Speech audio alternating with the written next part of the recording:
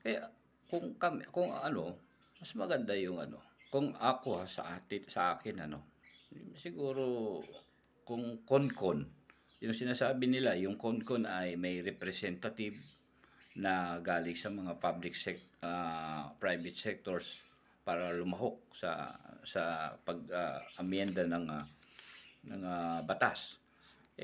Mas maganda yon at least na pair, parehas. Pabor sa kanila, pabor sa Pilipino karamihan. Mas okay yon. Mas yung constitutional, ang tawag nila doon, constitutional convention. Mas okay pa siguro yun. Ewan ko lang, anong mas malalim na pag-ano diyan. Basta importante, hindi sila lang, mga politiko lang ang nagagawa ng batas natin, ng mga mambabatas. At yan eh, hindi lahat ng politiko diyan is fair. Lahat yan eh, may mga interest ng mga negosyante yan. Hindi ano yan, hindi patas. May mga interest na personal interest diyan.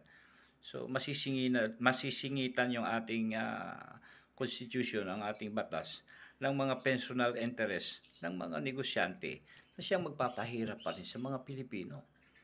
Hanggang ngayon walang asensong Pilipinas. Yun naman ang inaano ng tao eh. Yun naman dapat nating bantayan eh.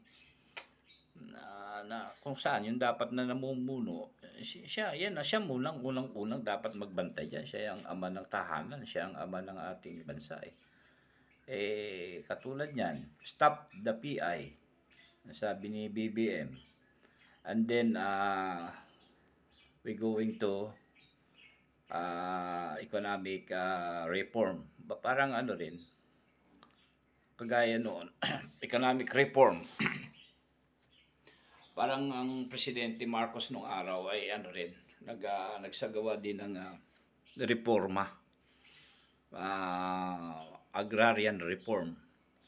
Kaya merong masagana 99 eh.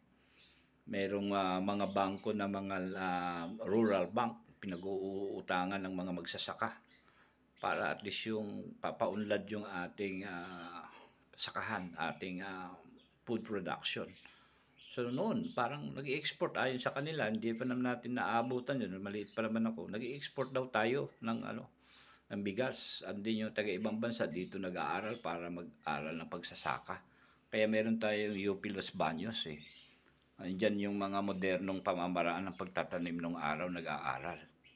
Mga galing sa ibang bansa, nagtuturo ng modernong pagtatanim. Pero hindi na develop yan eh. Kaya nga nung umupo ang ating presidente, agad-agad sa sa agriculture siya eh.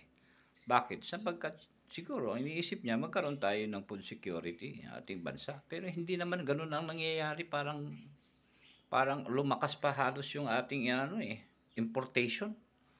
Nag-import tayo ng bigas. Hindi security 'yon. Kawalan ng security yun kung nag-i-import tayo ng pagkain kasi oras na katulad niya, yung gera. Wala dumating na pagkain, paano? Dahil sa apektado ng gera. Kagaya tulad sa Red Sea, yung mga dumadaan dyan, binobomba ng binobomba ng Yemen, ng Houthi ba yun? Mga Houthi. Nagalit ang Amerikano, nagbubombahan sila. Paano pag mangyari sa atin dyan? Food security ba tawag doon? Hindi, wala. Di totoo na kaya po mo si BBM sa kwan ay nagkaroon ng food security. Hindi pa napababa yung bigas totoo eh. Hindi sinano natin si Mr. President pero hindi natin alam kung ano pa yung mga darating na kasi may mga panahon pa naman na natitira. 20 pesos yung bigas. Pwedeng mangyari 'yon. Totoo mangyari 'yon. Sabi nila pangarap, hindi, pwede mangyari doon. Pero gagastusan talaga ng malaking subsidy ng gobyerno. Bumili sila ng 50 pesos na bigas, ang halaga sa Thailand. Pagdating dito sa Pilipinas, benta nila sa mga mahihirap ng 20 pesos. Ang dali-daling gawin yun eh. ang tanong, saan kayo nakukuha ng pera? Pang subsidy ron. Hindi lugi.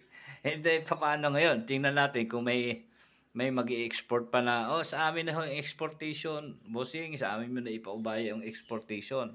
At kami na mag-i-import ng mag-i-import ng bigas galing sa iba't ibang bansa, sa Thailand, ah, sa Vietnam, wala eh. Sinong mag-aagawan, eh, lugi ka nga. Basta ibenta nyo ng 20 pesos per kilo, walang ganun. Walang ganun. Kaya hindi food security yan.